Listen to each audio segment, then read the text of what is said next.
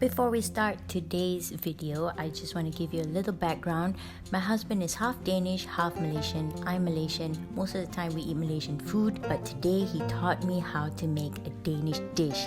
This dish is called Boller karry med æbler, which means meatballs in curry with apples. And this is how you make it. Firstly, you want to chop your onions really fine. Traditionally, half pork and half veal is used, but I'm using just veal, about 200 grams of it.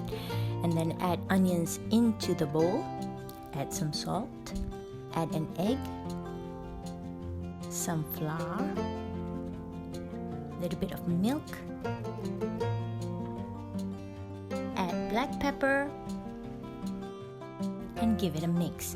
The idea is that you want a consistency that's wet but still sticky enough that it will hold when you form them into meatballs. You can use ready-made chicken stock for this, but I'm using chicken stock flavoring. Bring it to a boil, and this is how I've been taught to form the balls. They will end up not exactly perfect, but they tasted great, so just trust me on this.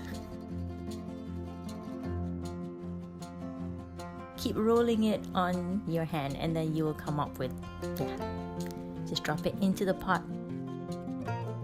It won't even take very long, but once it turns kind of white, it's done. Take it out and put it inside another bowl. Wow, many. Now switch off the fire and put this pot aside. Melt some butter in another pot.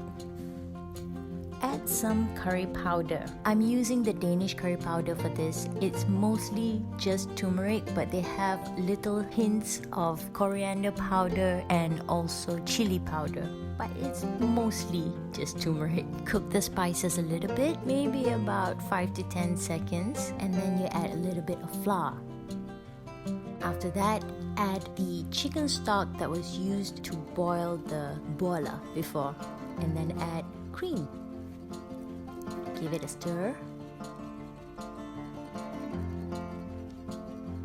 Add salt.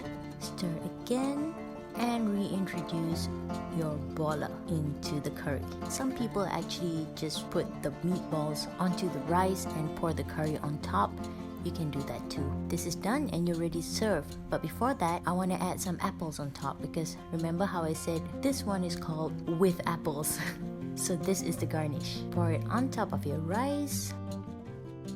Add your apples. And you are ready to serve. As always, thank you for watching and please don't forget to subscribe.